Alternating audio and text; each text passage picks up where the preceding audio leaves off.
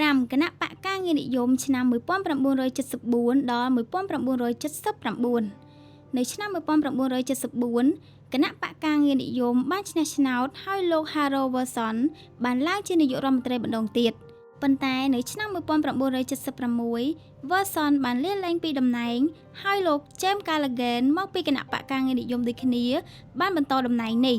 ដើម្បីស្ដារវិបត្តិសេដ្ឋកិច្ចរដ្ឋាភិបាលបានធ្វើជាតូបនីយកម្មលើវិស័យឧស្សាហកម្មដូចជារោងចក្ររថយន្តរោងចក្រដំឡើងយន្តហោះនិងក្រុមហ៊ុនមួយចំនួនទៀតដោយសារតែភាពរ៉ាំរ៉ៃនៃវិបត្តិសេដ្ឋកិច្ចចក្រភពអង់គ្លេសបានលុបចោលនូវគម្រោងសាងសង់ផ្លូវក្រោមបាតសមុទ្រដែលតភ្ជាប់ពីអឺរ៉ុបដីគោកនិងអឺរ៉ុបដីទឹកចំពោះការស្ថាបនាយន្តហោះកង់កើកជាប្រភេទយន្តហោះខ្នាតធំល្បឿនលឿនជាងសម្លេងគឺត្រូវផ្អាកក្រោយពេលយន្តហោះប្រភេទនេះបានផលិតបានតែមួយឈុតគត់ដើម្បីស្ដារសេដ្ឋកិច្ចឲ្យមានប្រសិទ្ធភាពថែមទៀតរដ្ឋាភិបាលបានកាត់បន្ថយទៅលើមុខចំណាយខាងយោធានៅឆ្នាំ 1976 រដ្ឋាភិបាលបានប្រកាសឲ្យដកកងទ័ពអង់គ្លេសទាំងអស់ពីតំបន់ខាងកើតព្រែកជីកស៊ុយអែសំណង់នាវាចម្បាំងព្រមទាំងកាត់បន្ថយចំនួនទ័ពនិងយន្តហោះវិធានការទាំងអស់នេះធ្វើឲ្យរដ្ឋាភិបាលបន្សល់នៅទឹកប្រាក់ចំនួន 4.7 ពាន់លានដុល្លារនៅក្នុងឆ្នាំ 1984 ស្មើនឹង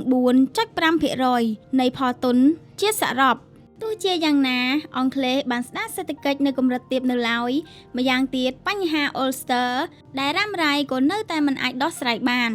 នៅក្នុងតំណែងរបស់លោក Callaghan អត្តផរណាបានថយចុះពី 15% មកត្រឹម 8% នៅឆ្នាំ 1976 រដ្ឋាភិបាលបន្សល់ប្រាក់បាន 20 ពាន់លានដុល្លារទោះបីជាមានការងើបឡើងវិញនៅខាងសេដ្ឋកិច្ចក៏ដោយក៏កំណើនចំនួនអ្នកឥតការងារធ្វើកើនឡើងខ្ពស់ដដែលគឺមានចំនួនរហូតដល់ 1.5 លាននាក់ស្មើនឹង 7% នៃប្រជាជនសកម្មបើគិតជាផលទុនជាតិនៅក្នុងស្របសរុបចក្រភពអង់គ្លេសមានចំណាត់ថ្នាក់លេខ 6 បន្ទាប់ពីសហរដ្ឋអាមេរិកជប៉ុនអាល្លឺម៉ង់អ៊ីតាលីជាពិសេសគឺទាបជាងបារាំងឆ្ងាយបើគិតពីចំណូលប្រចាំឆ្នាំរបស់ប្រជាជនម្នាក់អង់គ្លេសបានរកបាន $7,920 ចំណែកឯបារាំងវិញគឺ